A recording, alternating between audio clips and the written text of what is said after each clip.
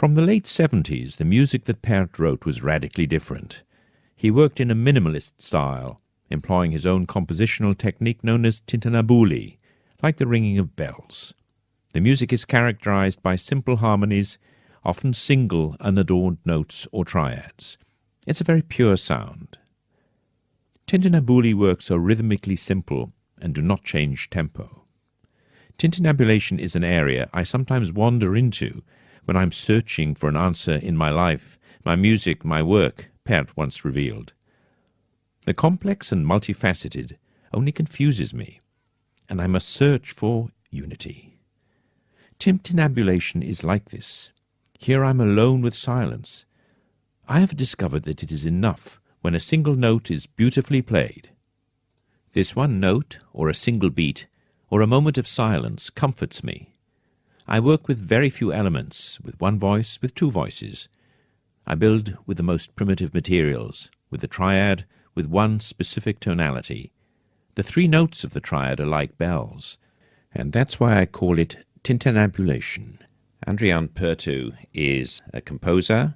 He works at Melbourne University, and as a composer, he wrote a work to celebrate Arvo Pärt's 80th birthday. I recently talked to Andrián Pertout and asked him, first of all, why his interest in Arvo Pärt. For me, Arvo Pärt is a very special composer, and essentially because I think in many ways he represents modernism in the true sense, in the sense that he has been able to create a music that is truly original, interesting, and essentially he has created a new style of composition. And in many ways, in the 20th and 21st century, it's truly an achievement. What's he best known for? Depending on what point of view you have, I mean, his choral works, of course, renowned throughout the world. You know, he has concentrated over the years on choral works with liturgical texts in a religious context, I guess celebrating his Christian Orthodox beliefs. But in many ways, I think there are many interesting facets of Arvo Pärt. Even his early music, I find very interesting, especially his early orchestral work. It's quite revolutionary in many ways. I mean, there are works, for example, Necrologue, his Opus 5, which was the first 12-tone work in Estonia by an Estonian composer. You have works Perpetuum Mobile, the first sonoristic work. This is, of course, exploring timbre. The Collage über Bach, which is the first collage work by an Estonian composer. So I think he was at the forefront of the avant-garde in the 60s, and I find that quite interesting because for me, what results, the composer that you become at one point in time in your life is actually a result of these life experiences. So, for example, Arvo Pärt working as an engineer, to me that's quite significant in the sense that you're essentially studying the nature of sound. The fact that he was a film composer for almost 20 years, I think that's quite significant. And the fact that he was an experimental composer in the 60s, that feeds into what is Arvo Pärt today. I don't know whether he came up with the name tintinnabuli, but he's certainly associated with tintinnabuli. Was he the first to coin the phrase? As far as I know, yes. Essentially, it really comes from the Latin word tintinnabulum, which relates to bells, actually, the bells, the sound of bells and so on. And in some ways, the actual technique itself, it is a technique. It's a technique of harmonization, of creating polyphony. Now, that term relates directly to bell ringing in the sense because the way that you would describe tintinnabuli in a technical sense, you have a melody and then you have an associated triad. And of course the triad, which essentially is represented by the first, the third, the major third and the fifth of the scale. So what Arvo Pärt does is generated by the triad is essentially dissonant intervals, thirds and fourths as well as that. And then, of course, you have a second position which introduces fourths, fifths and sixths. Essentially this is a technical approach to composition, quite new and fresh, very innovative. What do listeners hear in Arvo Pärt and what do composers hear? I think what this process does, in a sense, it creates tension and release. When you talk about tension and release from a modern perspective, every music needs edge. You know, if we have music without edge, it doesn't really stir the emotions. And creating music in any period has always relied on creating some sort of tension and release. So in many ways, what this compositional methodology or approach does, it creates a certain tension by having these dissonances, unresolved dissonances, which Arvo Pärt exploits in many ways, important points in the text or phrase endings or beginnings. And this creates excitement in the music. So in a sense, I mean, even if the listener isn't aware of what is actually happening musically, I mean, what you get is actually this tension and release, which generates emotive music. Pärt is 80 this week, so he's still very much alive. But in terms of his legacy, how do you think music historians and the listening public will view him? I think it really depends on the perspective. In general terms, I think the public at large will probably remember his most famous tintinnabuli pieces, and especially his first, Furalina. Why is Furalina so important? First of all, it's a presentation of this new idea, which for Arvo Pärt, I mean, we should make clear that it's more than a compositional concept, but it's an ideology. It's a way of looking at the world.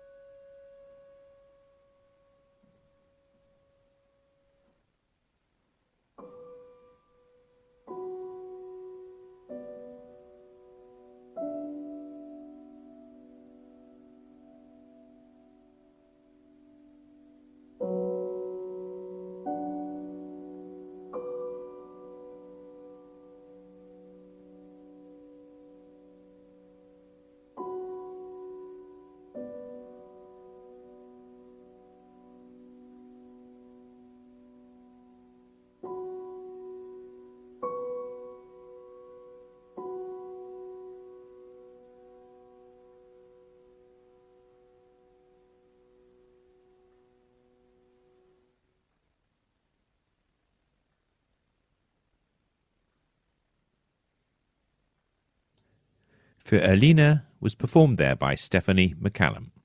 as Arvo Pärt has always pointed out, tintinnabuli is, in many ways about reducing things to its simplest form, but at the same time, it's not about simplification in a real sense, because there are nuances.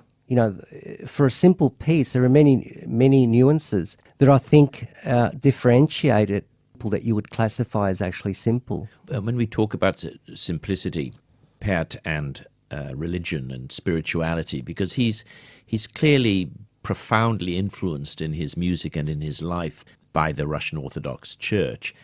Does that shine through in his music to you? I think definitely, because it gives him a sense of purpose, in a sense from a spiritual point of view, but I think it also gives him a sense of direction. Sometimes composers, we talk about the fact that it's a lot easier to compose music when you have a direction, when you know where the music is going. And I think in a sense, for Arvo Pärt, I think he has a direction in life, which in many ways I think that directs his music. And we're not speaking about from a technical point of view or from an artistic point of view, but more so from a spiritual point of view. So I think that gives him not just a sense of purpose, but I think it gives his music a clear sense of direction. I'm talking to the composer Andrián Pertout, and we're talking about Arvo Pärt on the occasion of his 80th birthday. The way that Arvo Pärt sees tintinnabuli is the idea of creating new, fresh ideas via a process of reduction rather than growing complexity. And that's an important point, because the 20th century and 21st century has always been about complexity, and that's how we create new sounds. So he has done the actual opposite. It's like reduction to the simplest musical means, but not necessarily simplification. I guess in many ways, the early career of Arvo Pärt was dedicated to complexity, in a sense, finding a language, a modern language that would generate, interesting music. So, in a sense, I think with the opposite approach that most 20th century composers have actually gone for. How will Pärt rate among his contemporaries in 20th century music? I think very highly, and for the reason that I think that his music, overall is very highly developed and shows a great sense of craft. Many of his important pieces will be remembered for that. Great works of art always stand the test of time. In previous historic periods of, in the art of composition, one finds that very few composers really stand out, in the sense that, he'll be one of the great 20th century composers.